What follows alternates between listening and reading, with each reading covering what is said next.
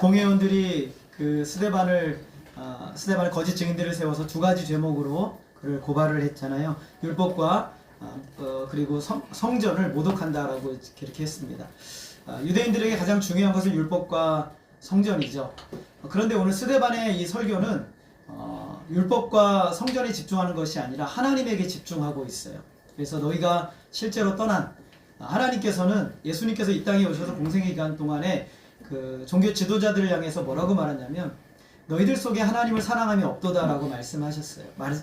하나님이 없다라는 거죠. 하나님은 없는데 형식만 남아있는 그런 종교 지도자들의 모습을 이야기를 합니다. 그래서 이 스데반은 창세기부터 시작해서 지금 오늘 우리가 살펴볼 말씀은 지난주는 창세기 내용이었고 이번 주는 출애굽기, 레위기, 민수기, 신명기, 여호수아까지 어찌 보면 굉장히 많은 5권의 성경 이야기를 오늘 우리가 읽은 말씀 안에서 압축해서 우리에게 설교로 들려주고 있는 것입니다. 이 말씀을 우리에게 무엇을 말하냐면 실제로 구원받은 하나님의 자녀들이 이 땅에서 어떤 삶을 살게 되는지에 대해서 스데반은 이야기를 하고 있어요. 그 중심에는 하나님이 계시죠. 하나님이 주권적으로 그 백성들을 다스리고 이끌어 가신다라는 것을 오늘 스데반이 이야기를 하고 있는 것입니다. 그래서 구원 그 이후의 성도의 삶, 이것이 바로 광야의 삶이죠. 구원받은 백성들의 삶. 17절 말씀해 보게 되면 하나님이 아브라함에게 약속하신 때가 가까움에 이스라엘 백성이 애굽에서 번성하여 많아졌더니 라고 말씀합니다. 하나님이 아브라함에게 약속을 하셨죠. 근데 그 약속하신 때가 가까이 왔어요. 이 말씀은 무엇이냐면 이 모든 역사의 주관자가 하나님이라는 것을 이 스데반은 지금 이야기를 하고 있습니다. 하나님은 일하시는데 하나님이 계획하신 시간표가 있으시거든요. 근데 그것을 뭐라고 말하냐면 구속사라고 얘기를 하는 거예요. 하나님이 백성들을 구원하시는 시간표, 그것을 구속사, 구속의 역사다 이렇게 말씀하는데 그 구속의 역사를 위해서 하나님이 정한 시간이 있어요. 여러분 그 구속사는 지금도 진행되고 있습니다. 그래서 그 시간표대로 하나님은 일을 진행하신다라는 것이, 그래서 이걸 보여주는 거죠. 그래서 이제 하나님께서 그 시간표대로 이스라엘 백성들에게 무엇을 하셨냐면 번성하게 하셨어요. 여러분 번성하는 것이 좋은 것입니까? 나쁜 것입니까? 좋은 것이죠. 그래서 번성하게 됐어요.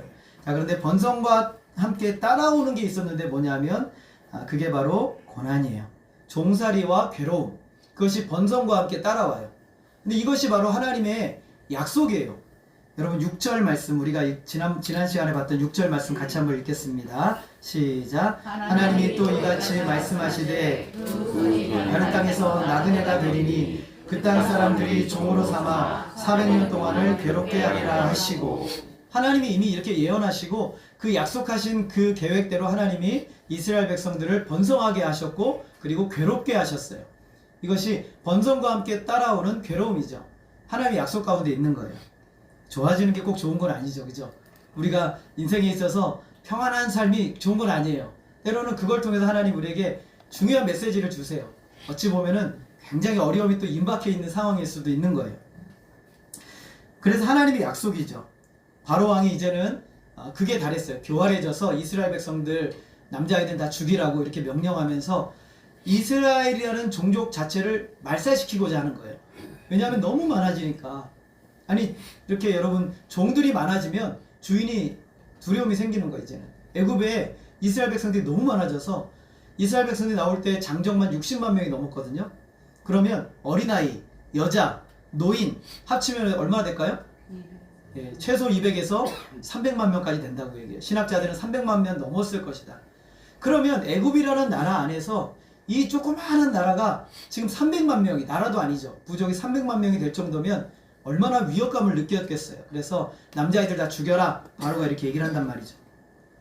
이제 하나님께서 우리에게 고난을 허락하시는 때가 있는데, 여러분 400년 동안 거기서 살면 나가고 싶겠어요? 안 나가고 싶겠어요? 안 나가고 싶겠죠. 그래서 고난을 주시는 거예요. 그때 이 고난을 주세요. 떠나게 하시는 방법이에요. 20절 말씀 보겠습니다. 우리 같이 한번 읽어보겠습니다. 시작. 그때 모세가 났는데 하나님 보시기에 아름다운지라 그의 아버지의 집에서 석 달 동안 길리더니.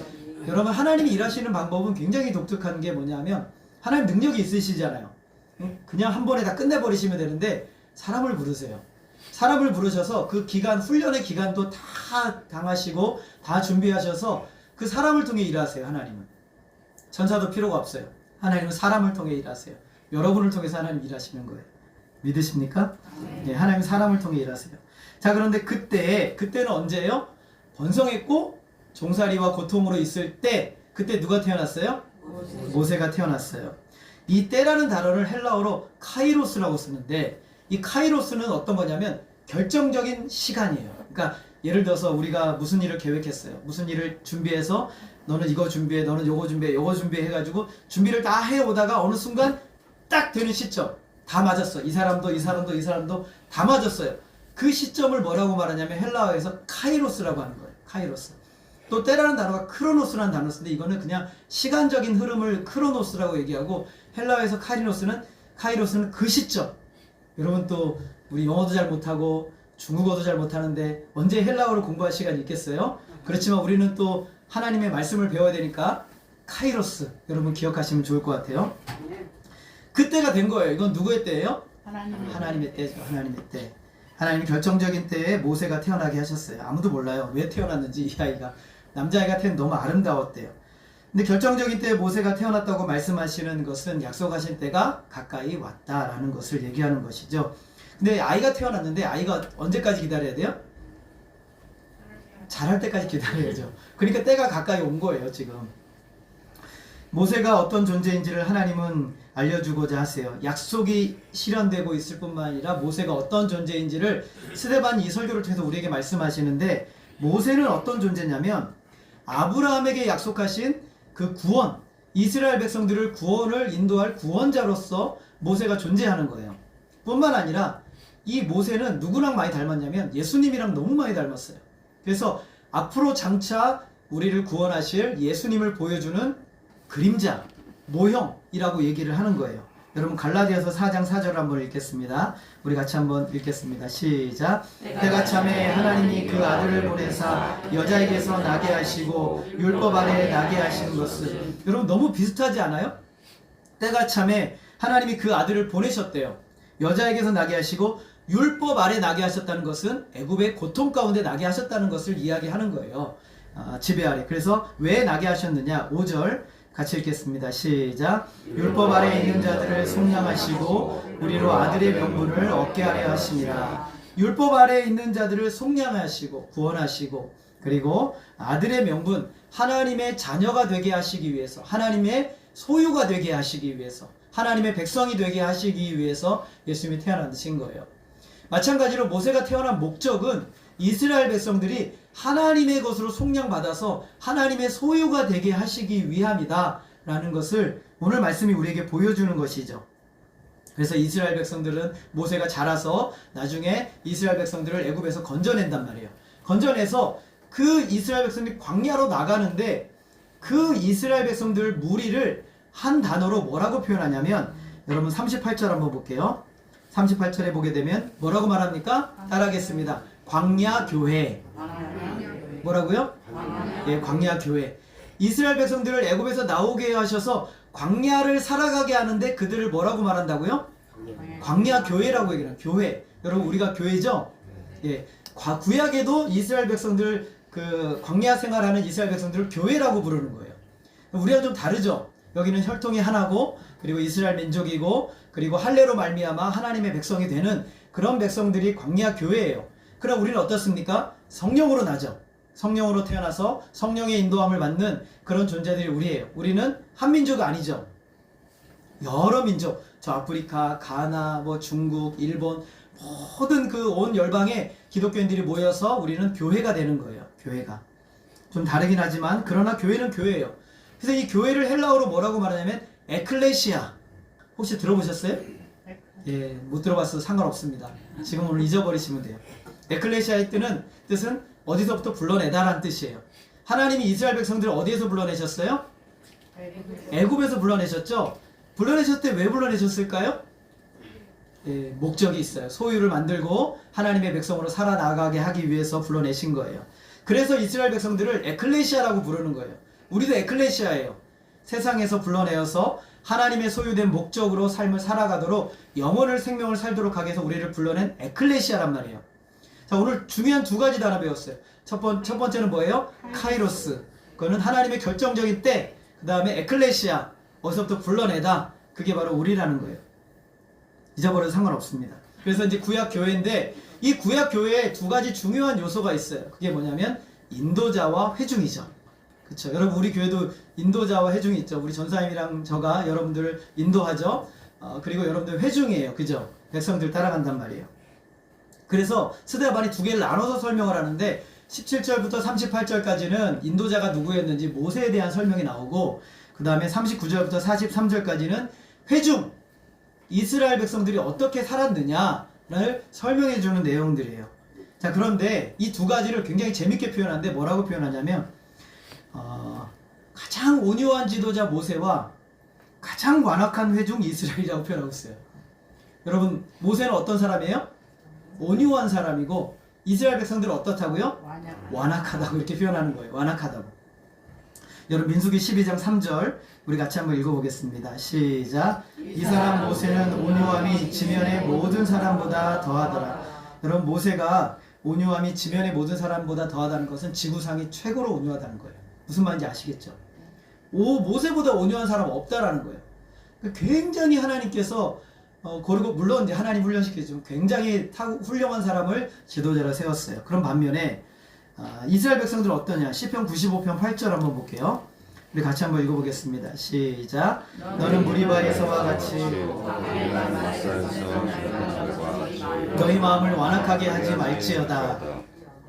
예, 완악하다라고 표현하고 있어요. 이 땅에서 가장 온유한 모세와 성미가 까다롭고 변덕이 심하고 죽을 듯하고 그리고 언제나 짜증이 많고 화가 많은 이스라엘 백성들이 모여서 광야 교회가 됐다라는 것을 얘기하고 있죠. 정말 어울릴 수 없는 두 요소가 모인 거예요. 우리는 온유한 지도자 모세를 통해서도 배우지만 완악한 이스라엘 백성들을 통해서도 배우는 거예요. 스데반이 오늘 그 설교를 하고 있는 것이죠. 스데반은 자신의 설교에서 이 모세가 온유한 지도자가 되기 위해서 거쳤던 두 가지를 얘기를 하고 있어요. 두 가지. 첫 번째는 하나님의 손에 의해서 철저하게 깨어지는 훈련을 했다라는 거예요. 누구의 손에 의해서 깨어졌다고요? 하나님의 손에 붙들려서 철저하게 깨어지는 훈련을 한 사람이 모세라는 거예요. 그 다음에 또 하나는 뭐냐면 하나님의 명령으로 보냄받은 소명자라는 거예요. 누구의 명령으로 보냄받았어요? 하나님의 명령으로 보냄받은 소명자. 이 모세를 두 가지로 표현할 수 있어요. 하나님의 손에 의해서 철저하게 자아가 깨어지는 훈련을 한 모세, 그리고 하나님의 명령으로 보냄을 받은 소명자. 이 두 가지가 합쳐져서 그 인생에서 그를 온유하게 만들었어요. 그를 온유하게 만든 거예요. 이 두 뿔에서 나온 사람이 온유한 사람이에요. 모세는 원래 온유한 사람이 아니에요. 22절 한번 볼까요? 우리 같이 한번 읽겠습니다. 22절 시작. 모세가 애굽 사람의 모든 지혜를 배워 그의 말과 하는 일들이 능하더라. 여러분 그 시대 최고의 지혜자를 만나면 그 사람 어떨까요? 교만하죠. 예, 자기가 모든 걸 다 알고 있다고 생각하는 사람만큼 교만한 사람이 없어요. 근데 모세는 지금 애굽의 모든 지혜를 배워서 말과 하는 일들이 능한 사람이에요. 나중에 근데 여러분 80세 되면 모세가 뭐라고 하냐면 말 주변이 없다고, 입이 뻣뻣하여 말 못한다고 얘기를 하거든요. 그런데 모세는 지금 애굽에서 얼마나 언변이나 이런 말의 능력과 그런 것을 배웠는지 몰라요. 그 당시 최고의 나라 애굽의 왕권을 물려받을 사람이 모세였단 말이죠. 당연히 자기 자랑과 능력에 빠져 있어 자기 야망과 꿈에 가득했던 사람이 모세예요. 그런 모세에게 40세가 되었을 때 특별한 마음이 하나 생깁니다. 우리 23절 같이 읽겠습니다. 시작. 나이가 40이 되매 그 형제 이스라엘 자손을 돌볼 생각이 나더니, 나이가 40이 되니까 인생을 좀 생각하게 됐어요. 그래서 무슨 생각이 들었냐면 내 백성 이스라엘 좀 돌봐야지, 이런 마음이 든 거예요. 이게 좋은 마음입니까? 나쁜 마음입니까? 좋은 마음이죠. 누가 주셨을까요? 하나님이 주셨어요. 하나님이 주신 좋은 마음이에요. 근데 마침 그때 때마침 한 가지 사건이 일어나요. 자, 24절 우리 같이 읽겠습니다. 시작. 한 사람이 원통한 일 당함을 보고 보호하여 압제받는 자를 위하여 원수를 갚아 애굽 사람을 쳐 죽이니라. 이렇게 보고 있는데 애굽 사람이 자기 동족인 이스라엘 백성들을 치는 거예요. 때리는 거예요. 고통스럽게 하는 거죠. 지금 모세에게 어떤 마음이 생겼어요?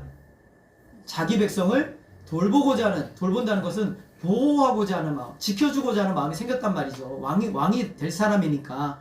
근데 그때 마침 애굽 사람이 자기 백성을 치는 모습을 봤어요. 어떻게 해야 돼요? 도와야 되잖아요. 그래서 이스라엘 백성을 도와서 애굽 사람을 죽여요. 모세가. 여러분 이게 출애굽기에 나온 얘기입니다. 죽여요. 그래서 자기는 너무 잘한 거죠. 왜냐하면 자기 힘으로 드디어 이 하나님의 백성들을 돌볼 일을 처음 스타트를 끄는 거예요. 시작을. 너무 잘했어요. 마음도 뿌듯하고. 그런데 어떤 일이 났어요? 이 일이 알려지기 시작했어요. 누구에게 알려집니까? 애굽왕 바로에게 알려진 거예요. 자, 25절 우리 같이 읽겠습니다. 시작.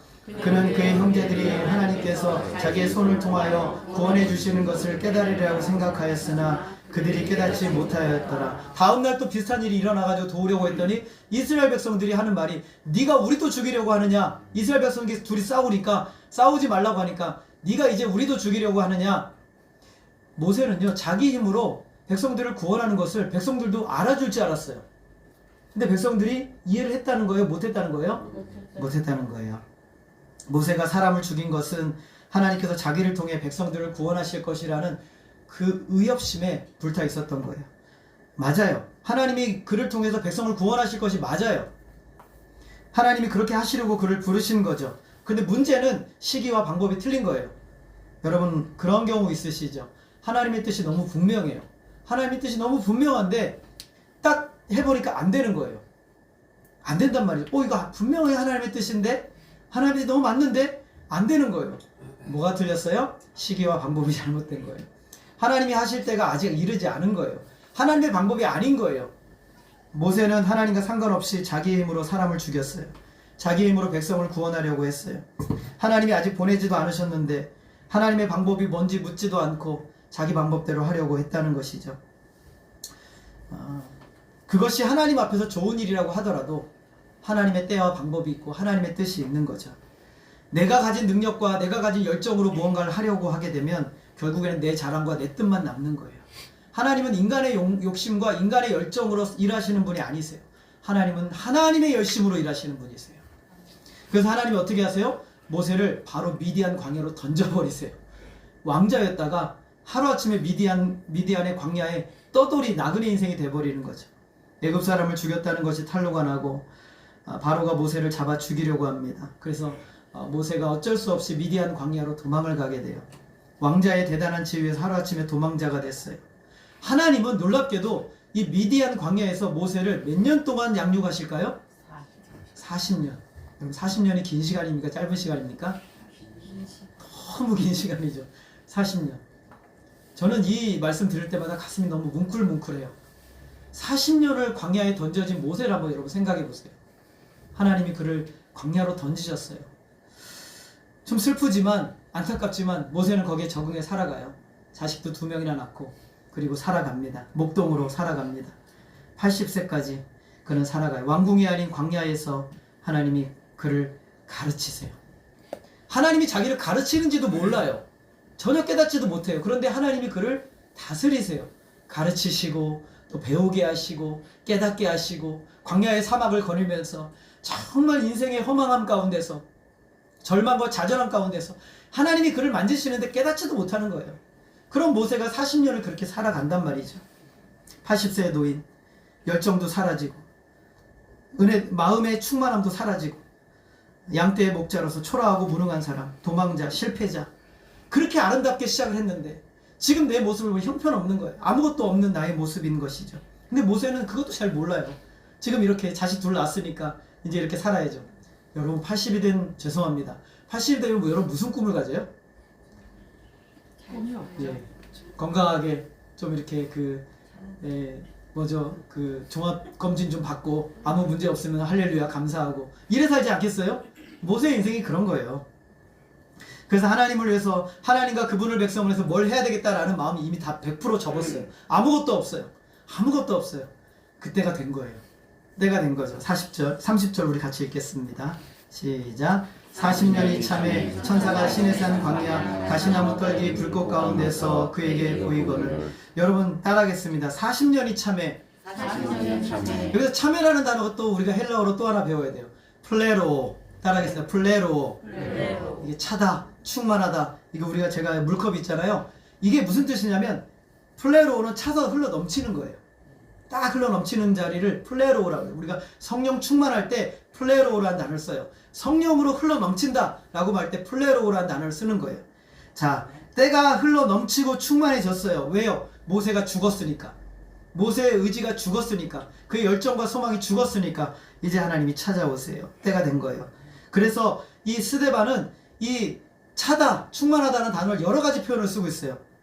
30절에서는 40년이 참에, 그 다음에 17절에서는 하나님이 아브라함에게 약속하신 때라고 표현하고 있어요.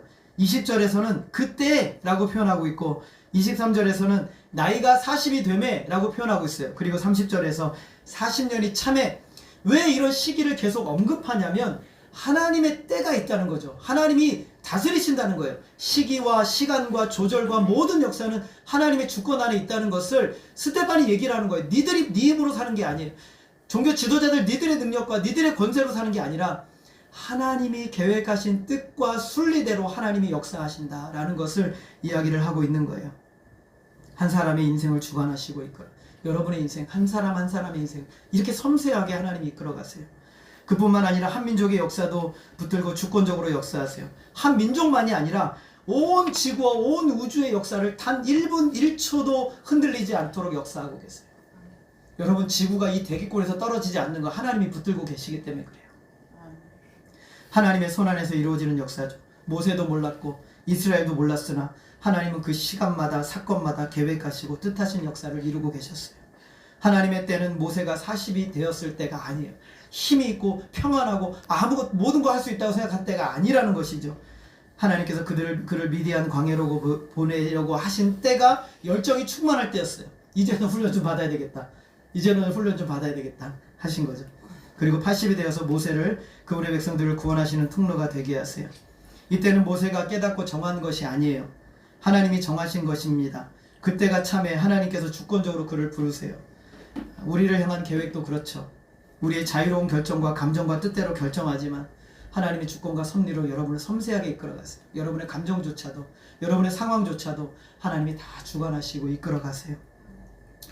하나도 버리지 않으시고 여러분의 사건 중에 단 하나도 버리지 않으시고 그것을 다 합력하여서 선을 이루시는 하나님, 그 하나님의 놀라움과 지혜로움에 탐복할 수밖에 없어요.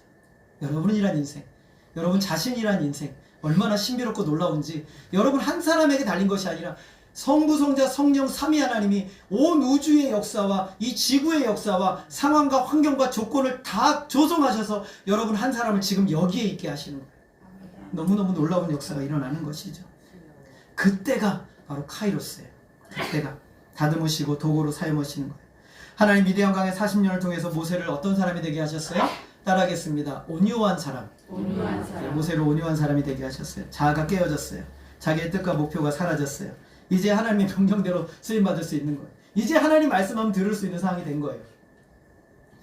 온유하다는 것은 성격이 부드럽고 사근사근하고 접근하기 쉬운 사람 얘기할 때 온유하다고 말하지 않아요. 온유함은 그런 게 아니에요. 세상에서는 온유함을 그렇게 쓸지 몰라도 성경은 그렇게 쓰지 않아요. 여러분, 예수님은 자신을 뭐라고 말씀하셨어요? 나는 마음이 온유하고 겸손하다고 말씀하셨어요. 온유하다는 것은 하나님이 지어주시는 그 십자가, 그거를 기꺼이 짊어질 수 있는 능력이 온유함이에요. 거기에서는 하나님에 대한 신뢰가 있죠.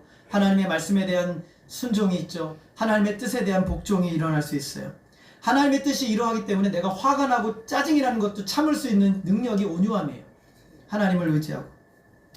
온유하신 예수님은 죄인들이 주님을 향하여 거역하신 것을 끝까지 참으셨어요. 광야교회 교인들은 어떤 사람이라고 했어요? 완악한 교인들이라고 했어요. 여러분들이 그렇다는 게 아닙니다. 완악하다라고 얘기를 했어요. 모세는 그 완악한 교인들이 준 짐을 전부 감당할 능력을 온유함으로 받아내는 거예요. 하나님은 그 능력을 광야 40년 동안 키우신 겁니다. 이것이 온유함이에요. 이 능력이 모세에게 없었더라면 중간에 자포자기하고 끝났을 것이에요. 모세는 끝까지 짊어집니다. 완악한 이스라엘 백성들이 불평하고 원망하자 하나님 붙들고 무릎이 터져라, 무릎이 깨져라 하나님께 기도하고 하나님 앞에 나아가는 사람이 모세였어요. 이게 온유함이에요. 백성들의 완악함과 문제 앞에서 하나님 도와주십시오 하고 무릎이 터져라 하고 기도하고 하나님 의지하면서 하나님만 바라보는 사람이 온유함이에요. 그 백성들의 짐을 끝까지 짊어지는 사람이 온유한 사람 모세죠. 악을 악으로 대하지 않고 하나님이 준 소명을 붙들고 완전히 자기를 죽이고 십자가를 지려고 하는 사람이 온유하며, 사람에게 자기 감정을 그대로 내포하지 않고 그 감정을 누르면서 하나님의 뜻이 저 인간에게 이루어지게 하기 위해서 그 앞에 하나님 앞에 무릎 꿇는 사람이 온유한 거예요. 그거를 위해서 내가 지금 훈련받고 있는 거예요. 그런 사람이 되도록 하기 위해서. 광야교회 지도자는 온유함으로 무장한 사람이었어요. 저와 여러분은 이 온유라고 하는 능력을 가져야 돼요. 이것 없이는 인간관계를 문제를 짊어질 수가 없어요. 그래서 하나님은 저와 여러분을 광야에 두시는 겁니다. 왜 이리 광야가 오래요? 왜 이리 힘들어요? 왜 이리 지쳐? 왜 이리 사람이 나를 힘들게 해요? 왜 이리 문제는 끊이지 않아요? 왜 어려운 거예요? 온유함을 가지도록. 고통을 허락하시고 슬픔과 깊은 우울감과 절망감과 좌절의 상황에 던져 넣었어요. 미디안 광야 40년 여러분 생각해 보셨어요? 여러분 상상도 못할 어려움이 거기에 있었던 거예요. 왕궁에서 있던 사람들이 광야 40년 어떻게 살아요? 여러분 더럽고 힘들고 먼지 많고 고통스러운 상황을 어떻게 이겨내요? 그거 할 수 있겠어요? 근데 하나님 그렇게 하시도록 하세요. 백성을 이끌 지도자가 되게 하시기 위해서. 하나님이 광야만이, 여러분 왕궁에서는 절대 온유함이 길러질 수가 없어요.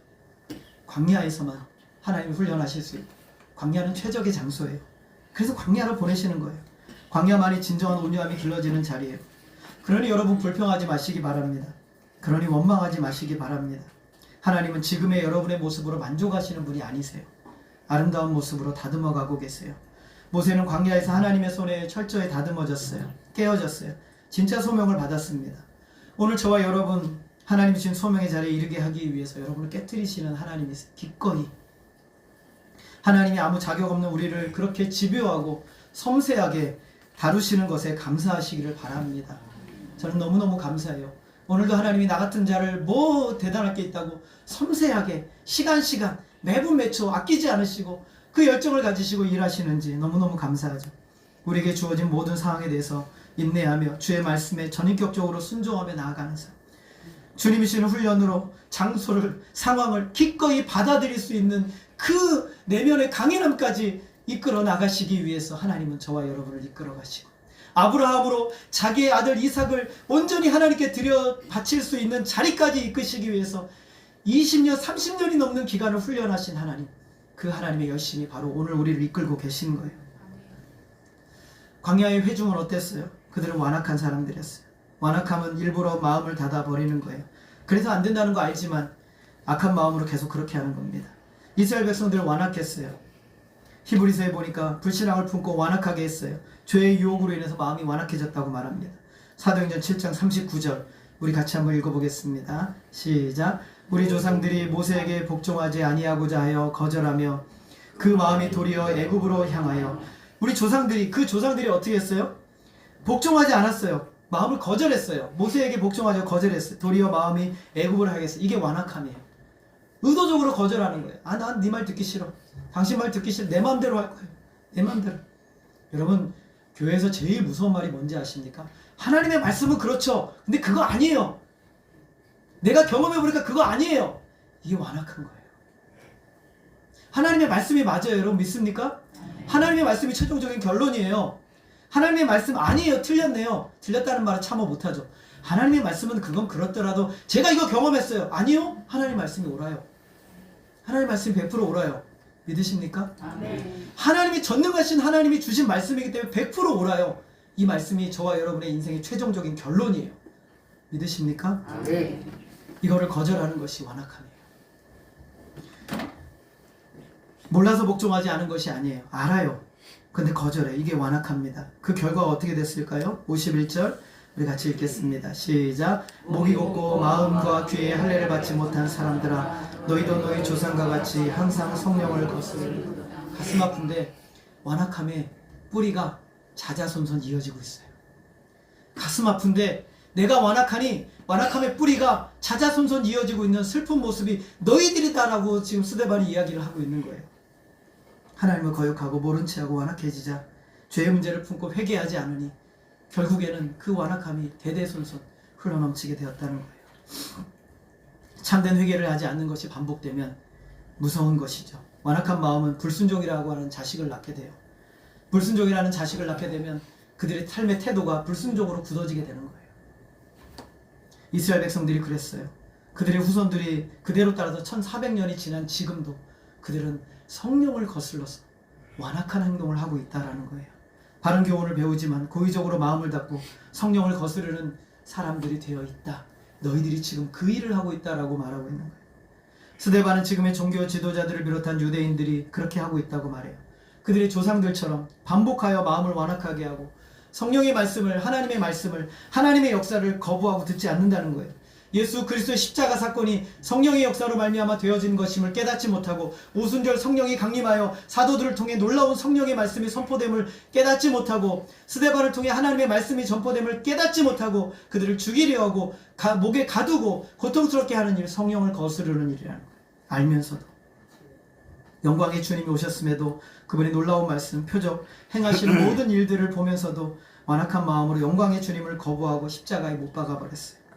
그것으로도 부족해서 예수 그리스도로 말미암는 성령의 역사를 거부하고 막아요. 53절 우리 같이 읽겠습니다. 시작. 너희가 천사가 전한 율법을 받고도 지키지 아니하였도다.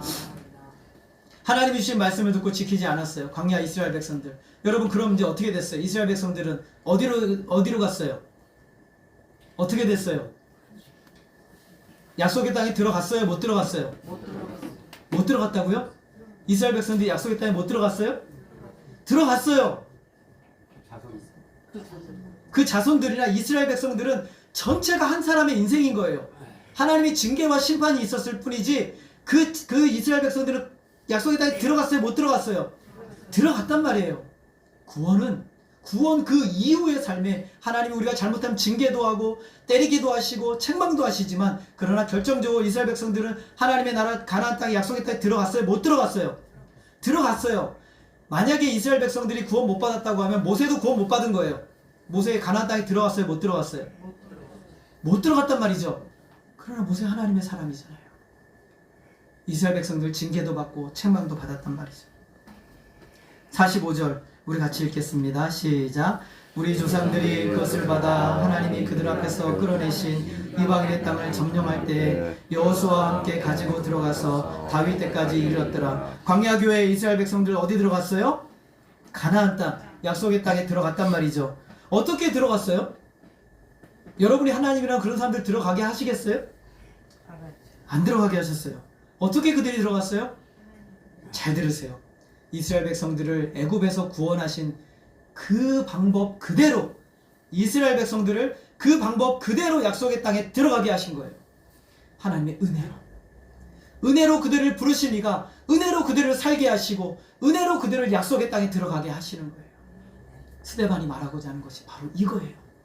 너희들의 힘으로 한 것 같지? 아니, 너희들은 광야에서 엎드러졌고 끝나고 아무도 약속의 땅에 들어가지 말았어야 될 백성이지만 하나님이 은혜로 그들을 구원하셔서 은혜로 그들을 광야 살게 하시고 은혜로 약속의 땅에 들어가게 하신다는 거예요.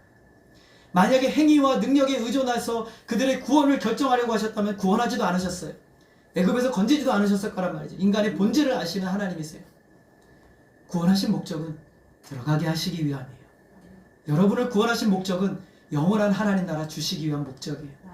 우리는 광야교회를 살고 있는 거예요. 구원하신 그들이 완악하다고 해서 구원을 취소하지 않으세요. 그들의 행위에 따라 결정하실 것이라면 애굽에서 구원하지 않으실 것이에요. 광야교회는 징계도 받아요. 책망도 받아요. 여러분 징계도 받으시죠? 책망도 받으시죠? 그러나 반드시 들어가세요. 하나님의 뜻은 절대로 변하지 않아요. 하나님이 신명기에 말씀하세요. 내가 너희들을 구원하는 것은 내 이름의 명예를 위함이다. 여러분 하나님이 인간의 명예를 위함이라면요 여러분 다 죽었어요. 하나님의 명예는요 변치 않아요. 하나님의 성품은 영원하고 변치 않기 때문에 내 이름의 영광을 위해서 내가 너희들을 구원하는 거야. 내 이름의 영광을 위해서 내가 가나안 땅에서 약속의 땅에 들어가게 하는 거야 라고 하나님이 말씀하시는 거예요. 하나님이 여러분을 구원하셔서 우리를 이끌고 계세요. 우리는 광야 여행 중에 있어요. 여러분 다 광야에 있어요. 모세는요 평생 광야에 있다가 죽었어요. 40이 될 때까지만 좀 편하게 살았죠. 그러나 나머지 80년의 인생은 다 광야에서 살았어요. 그것도 고생만 하다가 광야에서 죽었어요. 그 들어가고 싶은 약속의 땅 들어가지도 못하고 그 산 꼭대기에서 약속의 땅 한번 바라보고 죽었단 말이죠. 영원한 소망 바라보며 살았던 거예요. 하나님의 은혜는 절대로 변치 않아요. 매 순간 여러분의 하나님의 은혜가 여러분을 지배하고 다스리고 있음을 믿으세요. 오늘 우리의 인생 광야 가운데 있어요. 여러분 어디쯤에 이르렀습니까? 홍해 앞에 계세요? 아니면 홍해를 건너셨습니까? 아말렉과의 전쟁 가운데 있습니까? 마라의 쓴물을 만나셨습니까? 물이 나오는 르비딤 반석 앞에 있으십니까? 신의 산 앞에 와 있습니까? 들어가기 직전이십니까? 여러분 어디에 머무르셨어요? 이 모든 순간 사건들이 다 하나님의 손으로 이루어지는 거예요. 하나님의 손이 거기에도 있었더라. 하나님의 손이 거기에도 있었더라. 매 순간 하나님의 주권과 역사가 저와 여러분을 이끌고 계심을 믿으시기를 바랍니다. 하나님이 열심히 결말을 보게 하실 거예요. 염려하지 마시기 바랍니다. 걱정하지 마시기 바랍니다. 두려워하지 마세요. 안 된다고 하는 걱정하지 마세요. 여러분이 넘어지지만 아주 엎드러지지 않을 것은 주께서 너를 붙드심이라 라는 말씀을 기억하시길 바랍니다. 광야의 하나님의 백성들 아주 엎드러지게 하지 않으세요. 그분이 구원하셨기 때문에 그분의 명예를 걸고 여러분을 끝까지 인도하신다는 사실을 믿으시기를 바랍니다. 하나님의 열심히 이루십니다. 아들을 내어주시기까지 사랑하신 그 놀라운 사랑이 저와 여러분을 충만히 붙들고 있다는 사실을 오늘 스데반의 설교를 통해 우리에게 말씀하고 있는 거예요. 이걸 믿으라는 거예요. 회개하고 예수 그리스도를 믿으라. 오늘 주님 앞에 여러분의 자신의 광야에서 잘못한 것을 회개하시고 르비딤에서 원망한 것을 회개하시고 하나님 앞에 잘못한 것을 하나님 앞에 회개하고 돌이키셔서 광야가 은혜의 처소가 되는 놀라운 역사를 경험하시고 주님 앞에 붙들리시는 저와 여러분 인생이 되어지기를 주님의 이름으로 소원합니다. 기도하겠습니다. 하나님 아버지, 너무도 신비로운 광야라는 자리를 통해서 하나님 모세를 다듬으시고 훈련하시고 백성들을 다듬으시고 훈련하시고 그곳에서 하나님의 구원의 그 이후의 삶이 어떠한지를 깨닫게 하시는 하나님, 오늘 우리의 삶 광야 어디에 머물러 있든지 우리가 바라볼 분은 하나님밖에 없음을 기억하게 하여 주옵소서. 오직 하나님만 의지하며 믿음으로 살게 하시고 매 순간 매 초 매 사건들을 역사하셔서 섭리하셔서 그 모든 역사를 합력하여 선을 이루시는 우리 하나님을 믿고 의지하며 나아가는 우리의 인생이 되게 하여 주옵소서. 사랑하는 모든 성도들의 심령마다 삶의 자리마다 하나님의 역사하심이 눈동자같이 드러나게 하시고 하나님의 거룩하신 역사만이 충만히 보여지고 나타나지게 하여 주옵소서. 하나님만이 홀로 영광 받아 주시기를 간절히 원하오며 예수님의 이름으로 기도하였습니다. 아멘. 우리 찬송가 370장입니다.